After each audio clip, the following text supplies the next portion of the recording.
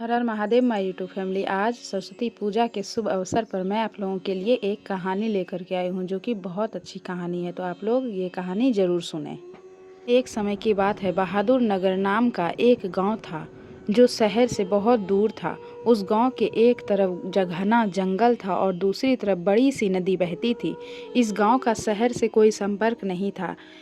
इसका पुल रास्ता टूटा हुआ था जिस पर कभी कभी कोई मुसाफिर भूले भटके आ जाता था। उस गांव में एक किसान रहता था जिसका नाम हरिया था।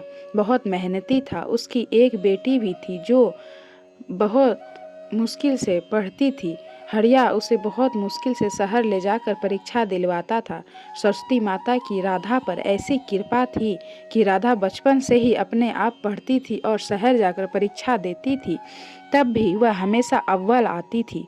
राधा हमेशा घर के काम में लगी रहती थी, कभी खाना बनाती थी, कभी कुछ भी। उसका बापू हमेशा कहता कि तुम ये काम धाम मत किया कर, इन सब कामों के चक्कर में तुम अपने पढ़ाई को मत छोड़। मैं हूँ ना, मैं सारा काम कर दूंगा, मैं खाना भी बना दूंगा। मैं चाहता हूँ कि तुम पढ़े लिखे और बड़ी होकर कलेक्टर बने और हमारे गांव का नाम रोशन करे। इस गांव की भी उन्नति हो, यहाँ भी स्कूल खुले और गांव के बच्चे पढ़ सके।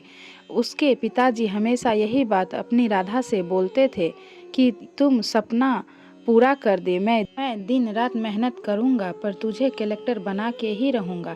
राधा पर सरस्वती माता की खूब कृपा थी। वह बहुत समझदार थी। उसने मिट्टी की एक सरस्वती माता की मूर्ति बना रखी थी और वह सुबह उठती थी, सबसे पहले उनकी पूजा करती थी। फिर एक दिन ऐसा आया कि दूसरे दिन उसकी परीक्षा थी। उसके पिताजी ने पूछा कि राधा, तूने सारी तैयारी कर ली है? तो उसने बोला, हाँ, मैंने अपनी परीक्षा की सारी तैयारी कर ली है। अब बाकी माँ सरस्वती मेरा साथ देगी तो मैं ज़रूर कलेक्टर बन ही जाऊंगी। हाँ हाँ। उसके पिताजी ने बोला, हाँ बेटा, तेरा साथ सरस्वती माता ज़रूर देगी। अगले दिन दोनों सुबह सुबह उठ जाते हैं और तैयार हो जाते हैं और परीक्षा के लिए घर से निकलते हैं। कुछ जाते ही राधा की चप्पल टूट जाती है। अब जब उसके पिताजी ने देखा कि उसकी चप्पल टूट गई तो उन्होंने पूछा कि अब तू कैसे चलेगी? तो उसने बोला कि मैं इसे थैले में ले लेती हूँ, शहर जा कर के इसे सिलवा लूँगी। तो उसके पिताजी ने बोला कि कैसे चलेगी तू खाली पैर? तो उसने बोला, कोई बात नहीं बापू, मैं ऐसे ही चली जाऊँगी। फिर कुछ दूर जाने के बाद बहुत ज़ोर से बारिश शुरू हो गई।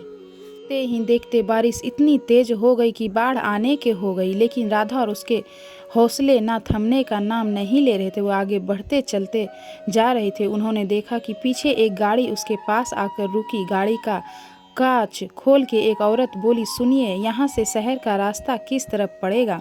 मैडम जी, इधर जंगल के रास्ते सीधे चले जाइए, साथ ही 1 किलोमीटर के साथ पक्का रास्ता आ जाएगा जो आपको शहर पहुंचा देगा। धन्यवाद भाई, लेकिन आप लोग इतनी बारिश में कहाँ जा रहे हो? मैडम जी, यह मेरी बेटी है राधा, आज इनकी परीक्षा है, वही शहर ले जा रहा हूँ।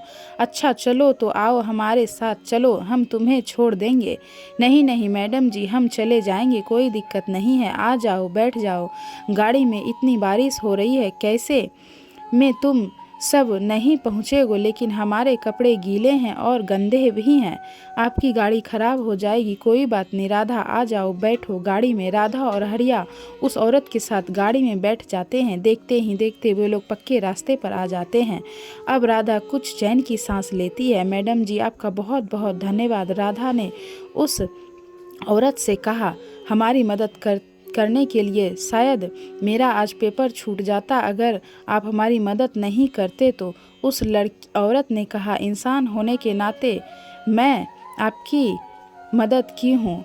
तभी राधा की नज़र उस औरत के हाथ में पहनी चूड़ी पर पड़ी। अरे वाह मैडम जी, आपकी चूड़ी तो बहुत सुंदर है। अच्छा, तुम्हें पसंद आई? हाँ मैडम जी, आपको पता है मैंने अपनी एक सरस्वती माता की मूर्ति है, रोज़ उनकी पूजा करती हूँ। बिल्कुल ऐसी ही चूड़ियाँ मैं उनके लिए लाई थी सरस्वती पूजा के दिन और उनको पहनाई थी। अच्छा, यह चूड़ी तो मुझे किसी ने दी है। और थोड़े ही देर में वह लोग राधा के कॉलेज पहुंच जाते हैं। वहां राधा और हरिया गाड़ी से उतरते हैं और अंदर चले जाते हैं। तभी राधा को याद आती है कि उसके जो चप्पल टूटे थे उसने गाड़ी में ही रखी है। वो वापस गाड़ी के पास जाती है तो बाहर जाके देखती है तो गाड़ी वहाँ पे नहीं रहता है। राधा सोचती है कि हो सकता है वो चली गई हो और वो परीक्षा देने अंदर चली जाती है। परीक्षा देने के बाद दोनों अपने घर वापस लौट आते हैं। घर आते ही राधा माँ सरस्वती के आगे हाथ जोड़ के आशीर्वाद लेती है। पूजा घर से बाहर आकर देखती है कि उसकी चप्पल का थैला जो गाड़ी में छूट गया था वह रखा हुआ है। वो अपने पिताजी के पास जाती है, बापू जल्दी आओ, यह देखो यहाँ थैला रखा हुआ है जो मैडम जी की गाड़ी में छूट गया था, लेकिन यहाँ कैसे आया? हाँ बेटा, यानी यह तो माँ सरस्वती का चमत्कार है। माँ स्वयं तुझे परीक्षा दिलाने ले गई। जय माँ सरस्वती, जय माँ सरस्वती। दोनों ने हाथ जोड़कर माँ सरस्वती को प्रणाम किया। कैसी लगी आप लोगों को यह सरस्वती पूजा के अवसर पर कहानी? अगर आप लोगों को कहानी अच्छी लगी तो एक लाइक ज़रूर करें।